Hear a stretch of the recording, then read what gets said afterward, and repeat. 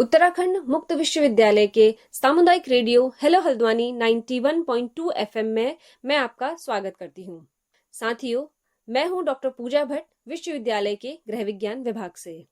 जैसा कि हम सब जानते हैं कि सितंबर का पहला सप्ताह यानी 1 से लेके 7 सितंबर तक हमारा राष्ट्र राष्ट्रीय पोषण सप्ताह मनाता है। यह सप्ताह संतुलित आहार के महत्व को सभी तक पहुंचाने के लिए एक वैश्विक पहल है। भारत में यह 1982 से हर साल सितंबर के पहले सप्ताह में मनाया जाता है। पूरे सप्ताह नागरिकों में अच्छी खान पान की आदतों को बढ़ावा देने के लिए विभिन्न प्रकार के अभियान, कार्यक्रम और शैक्षणिक गतिविधियां आयोजित की जाती हैं। साथियों, जैसा कि हम सब जानते हैं, पोषण का किसी भी देश के आर्थिक विकास पर गहरा प्रभाव पड़ता है। स्वस्थ नागरिक किसी भी देश की रीढ़ होते हैं।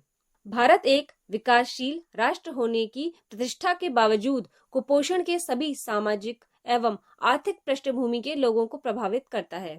इन असमानताओं को कृषि विविधीकरण, पोषण सप्ताह जागरूकता अभियानों के माध्यम से दूर किया जाना चाहिए। इसका एकमात्र उद्देश्य जन स्वास्थ्य और दीर्घकालिक आर्थिक विकास में सुधार लाना है। अब हम बात करते हैं कि राष्ट्रीय पोषण सप्ताह का इतिहास क्या है। राष्ट्रीय पोषण सप्ताह की शुरुआत 1973 में हुई थी, जब अमेरिकन डायटेटिक्स एसोसिएशन, जिसे अब पोषण एवं आहार विज्ञान अकादमी के नाम से जाना जाता है, इस संस्था ने पोषण के महत्व के बारे में जागरूकता बढ़ाने के लिए एक अभियान शुरू किया। इस आयोजन ने रेडियो घोषणाओं, टेलीविजन प्रसारणों, समाचार विज्ञप्तियों और यहाँ तक कि राष्ट्रपति की घोषणा के माध्यम से राष्ट्रीय ध्यान आकर्षित किया। इसने अच्छे स्वास्थ्य को बनाए रखने में आहार की महत्वपूर्ण भूमिका पर जन सहभागिता की शुरुआत की। एडीए ने लोगों को संतुलित आहार और उचित पोषण संबंधी आदतों की जागरूक बनाने में अत्यंत महत्वपूर्ण भूमिका निभाई। इस अभियान ने देश को भी ऐसा करने के लिए प्रेरित किया। इसी के साथ पोषण, भोजन और स्वास्थ्य शिक्षा एक वैश्विक महत्व का विषय बन गया।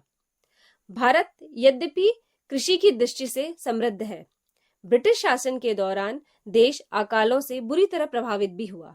स्वतंत्रता के बाद भारत में क्वाशेरकोर, बेरीबेरी, पेलेग्रा और केरेटोमलेशिया जैसी पोषण संबंधी कमियां व्यापक रूप से देखी गई। भारत सरकार ने अधिक खाद्यान्न उत्पादन के लिए हरित क्रांति की भी शुरुआत की।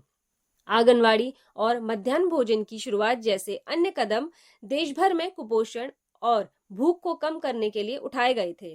तत्पश्चात भारत ने 1982 में अपना राष्ट्रीय पोषण सप्ताह शुरू किया। तब से यह हर साल 1 से 7 सितंबर तक मनाया जाता है। अब हम बात करते हैं कि इस सप्ताह का महत्व क्या है। चूंकि यह आयोजन हमारे जीवन में पोषण की महत्वपूर्ण भूमिका की याद दिलाता है, इसलिए राष्ट्रीय पोषण सप्ताह का उद्देश्य पूरे सप्ताह के लिए स्वस्थ भोजन की योजना बनाना है। यह सप्ताह विभिन्न कार्यक्रमों, सेमिनारों और पहलों से भरा हुआ होता है, जो हमें अपने आहार में चयन की समझदारी करना सिखाता है। यह मोटापे और कुपोषण के कारणों को समझाने एवं स्वस्थ जीवन जीने के लिए स्वस्थ आहार लेने के तरीकों को सिखाता है। राष्ट्रीय पोषण सप्ताह का लक्ष्य अनुकूली प्रशिक्षण, संगोष्ठियों, समयबद्ध निर्देशों, अनेकों प्रतियोगिताओं, रोड शो और अनेक अन्य कार्यक्रमों के माध्यम से पोषण संबंधी प्रथाओं के बारे में सामुदायिक ज्ञान को बढ़ाना है और इस प्रकार से एक स्वस्थ राष्ट्र का निर्माण करना है।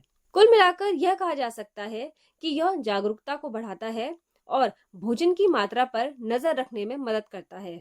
इसके अलावा यह हमें बीमारियों एवं कुपोषण से बचाने में भी मदद करता है। अब हम जानते हैं कि राष्ट्रीय पोषण सप्ताह 2025 की थीम क्या है।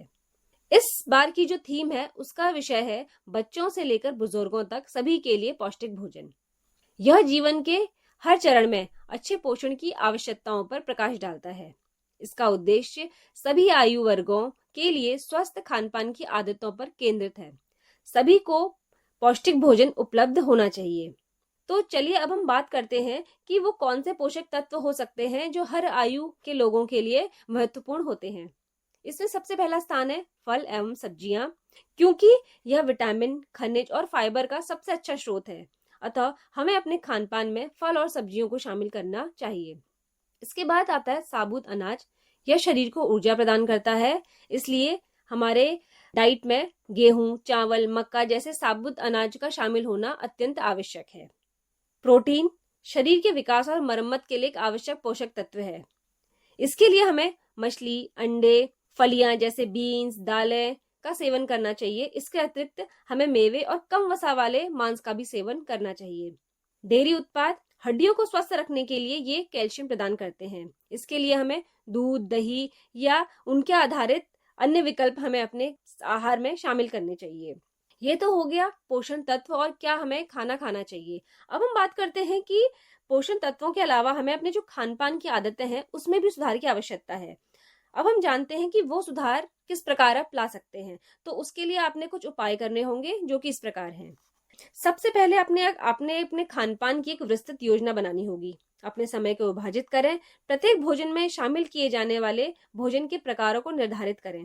अपनी इस योजना को आप साप्ताहिक रखें। इससे क्या होगा कि जो आपकी जो प्रक्रिया होगी वो नीरस नहीं होगी और आप दोहरावपूर्ण जो आपका खान पान होगा उसे ना करें। इससे क्या होगा कि आपके भोजन में नीरसता आ जाएगी, तो आप बहुत जल्दी इस प्रकार के खाने से बोर हो सकते हैं। तो आपको इस प्रकार से एक प्लान्ड योजना बनानी है अपने खान पान को लेकर। इसके बाद आपको जो खाना होता है वो घर का बना ही खाना खाना चाहिए। बाहर का खाने का प्रयोग आप कम से कम करें। इससे सामग्री, गुणवत्ता और मात्रा पर नियंत्रण करने में भी आपको मदद मिलेगी और साथ ही साथ पैसे भी बचते हैं। अपने रसोई में जो प्रसंस्कृत खाद्य पदार्थ हैं उनके स्थान पर स्वस्थ स्नैक्स रखें, ताकि आपके पास स्वास्थ्यकर भोजन के अलावा कोई विकल्प ही ना बचे। और इस प्रक्रिया को आप धीरे धीरे अपनाएं, क्योंकि कोई भी जो चेंज होता है वो एकदम से नहीं आता है। तो इस प्रकार धीरे धीरे कोशिश करेंगे तो आप इस प्रकार के डाइट लेने में आप जरूर सफल होंगे। इसके अतिरिक्त अपने आहार में आप विविधता लाएं, खूब सारे ताजे फल खाएं और जो प्रसंस्कृत भोज्य पदार्थ हैं उनको चुनने से बचें। पानी का अत्यधिक सेवन करें। मीठे पेय पदार्थ पीने से बचें। अत्यधिक नमक, चीनी एवं संस्कृत वसा वाले प्रसंस्कृत खाद्य पदार्थों को सेवन कम से कम कीजिए। इसके अलावा क्या होगा कि आपको इन सब से आपको ये सुनिश्चित करने में भी मदद मिलेगी कि आप आवश्यक पोषक तत्व ले रहे हैं या नहीं ले रहे हैं। और इस प्रकार जो आपका जो खाद्य पदार्थ होगा आपके संतुलित आहार लेने में आपकी एक मदद करेगा। क्योंकि साथियों, जो स्वस्थ भोजन हमारी प्राथमिक आवश्यकता है। स्वस्थ भोजन शरीर को आराम और मन को प्रसन्नता बढ़ाने का एक सरलतम उपाय है। यदि आप अपने आहार में असंतुलित भोजन लेते हैं तो इससे क्या होगा कि हमारा शरीर तो कमजोर होगा ही और साथ ही हमारे शरीर की जो रोग प्रतिरोधक क्षमता है वो भी कमजोर हो जाती है। इसलिए अच्छे स्वास्थ्य को बनाए रखने के लिए स्वस्थ भोजन का लिया जाना अत्यंत आवश्यक है। साथियों, इसी क्रम में विश्वविद्यालय का गृह विज्ञान विभाग 1 से 7 सितंबर तक विभिन्न गतिविधियों का आयोजन करने जा रहा है, जिसमें विभिन्न प्रकार के शैक्षिक सत्र, कार्यशालाएं और जागरूकता अभियान शामिल हैं। तो साथियों, इसी के साथ मैं आपसे यह अपेक्षा करती हूँ कि आप भी अपने आहार में सकारात्मकता लाएंगे और अपने प्रत्येक दिन की शुरुआत संतुलित भोजन से करने को प्राथमिकता देंगे।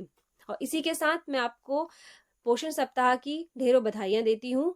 धन्यवाद।